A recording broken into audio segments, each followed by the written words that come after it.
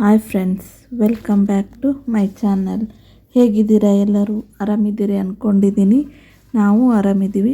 ಬನ್ನಿ ಇವತ್ತಿನ ರೆಸಿಪಿ ಏನು ಅಂತ ನೋಡೋಣ. ಪ್ಲೀಸ್ ಫ್ರೆಂಡ್ಸ್, ವಿಡಿಯೋನ ಎಲ್ಲೂ ಸ್ಕಿಪ್ ಮಾಡದೆ ಪೂರ್ತಿ ವಿಡಿಯೋ ನೋಡಿ. ಇವತ್ತಿನ ರೆಸಿಪಿ ಕೆಂಪು ಚಟ್ನಿ ಹೇಗೆ ಮಾಡೋದು ಅಂತ ನೋಡೋಣ. ಚಟ್ನಿ ಮಾಡ್ಕೊಳ್ಳೋಕ್ಕೆ ನಾನಿಲ್ಲಿ ಮೊದಲಿಗೆ ಜೀರಿಗೆ ಮತ್ತು ಮೆಂತ್ಯನ ಹುರ್ಕೊಳ್ತಿದ್ದೀನಿ. 1 ಸ್ಪೂನ್ ಜೀರಿಗೆ, 1/4 ಸ್ಪೂನಷ್ಟು ಮೆಂತ್ಯನ ಹಾಕ್ಕೊಂಡಿದ್ದೀನಿ.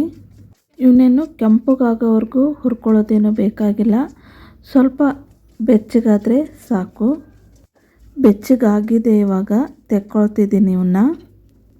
ಇವಾಗ ಬ್ಯಾಡಗಿ ಮೆಣಸಿನ್ಕಾಯಿನ ತಕ್ಕೊಂಡು ಇಟ್ಕೊಂಡಿದ್ದೀನಿ, ಅವನ್ನ ಹುರ್ಕೊಳ್ತಾ ಇದ್ದೀನಿ.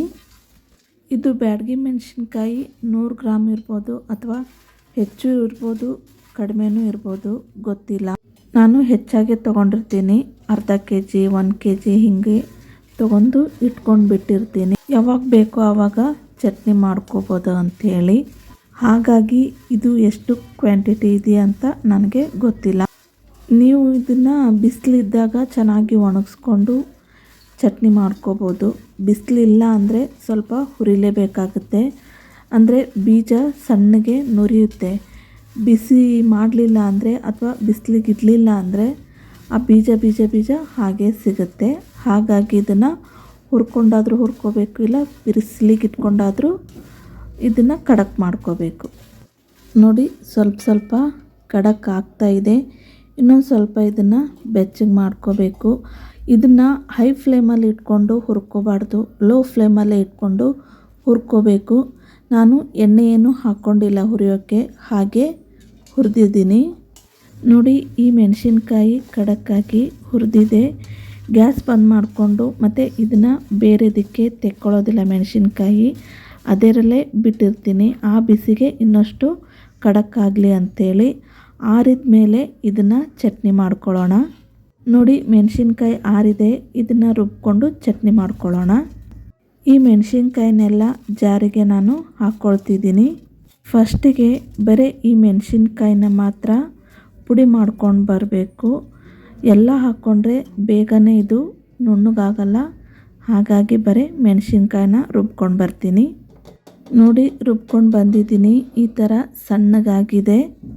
ಇವಾಗ ಇದಕ್ಕೆ ಹುರ್ಕೊಂಡಿರೋ ಜೀರಿಗೆ ಮತ್ತು ಮೆಂತ್ಯನ ಹಾಕ್ಕೊಳ್ತಿದ್ದೀನಿ. 1 ಹಿಡಿಯಷ್ಟು ಬೆಳ್ಳುಳ್ಳಿನ ಹಾಕ್ಕೊಳ್ತೀನಿ. ಒಂದು ಸ್ವಲ್ಪ ಕೊತ್ತಂಬರಿನ ಹಾಕ್ಕೊಳ್ತಿದ್ದೀನಿ. ಹುಳಿ ಆಗಲಿ ಅಂಥೇಳಿ ಸ್ವಲ್ಪ ಹುಣಸೆಹಣ್ಣ ಹಾಕ್ಕೊಳ್ತಿದ್ದೀನಿ. ರುಚಿಗೆ ತಕ್ಕಷ್ಟು ಉಪ್ಪನ್ನ ಹಾಕ್ಕೊಳ್ತಿದ್ದೀನಿ. ಸ್ವೀಟ್ ಇಷ್ಟಪಡೋರು ಸ್ವಲ್ಪ ಬೆಲ್ಲ ಹಾಕ್ಕೋಬೋದು. ನಾನಿಲ್ಲಿ ಬೆಲ್ಲ ಹಾಕ್ಕೊಂಡಿಲ್ಲ. ನೀರು ಹಾಕ್ಕೊಂಡು ಇವಾಗ ಇದನ್ನು ರುಬ್ಕೊಂಡು ಬರ್ತೀನಿ. ನೋಡಿ, ರುಬ್ಕೊಂಡು ಬಂದಿದ್ದೀನಿ. ಇವಾಗ ನೋಡಿ ಎಷ್ಟು ಸಣ್ಣಗಾಗಿದೆ ಚಟ್ನಿ ಅಂತ. ಮೆಣಸಿನ್ಕಾಯಿ ಎಷ್ಟು ರೋಸ್ಟ್ ಇರುತ್ತೋ ಅಷ್ಟು ಸಣ್ಣಗೆ ಚಟ್ನಿ ಬರುತ್ತೆ. ಈ ಚಟ್ನಿನ ಅನ್ನದ ಜೊತೆ ತುಪ್ಪ ಹಾಕ್ಕೊಂಡು ತಿನ್ಬೋದು. ರೊಟ್ಟಿ ಜೊತೆ ಬೆಣ್ಣೆ ಅಥವಾ ತುಪ್ಪ ಹಾಕ್ಕೊಂಡು ಹಚ್ಕೊಂಡು ಸುತ್ಕೊಂಡು ತಿಂತಿದ್ರೆ ಎಷ್ಟು ರೊಟ್ಟಿ ತಿಂತೀವಿ ಅನ್ನೋದೇ ಗೊತ್ತಾಗಲ್ಲ, ಅಷ್ಟು ಟೇಸ್ಟ್ ಇರುತ್ತೆ. ನಾನಿದನ್ನು ಬೆಣ್ಣೆ ಮತ್ತು ರೊಟ್ಟೆ ಜೊತೆ ತಿಂತಿದ್ದೀನಿ, ಸಖತ್ತಾಗಿರುತ್ತೆ.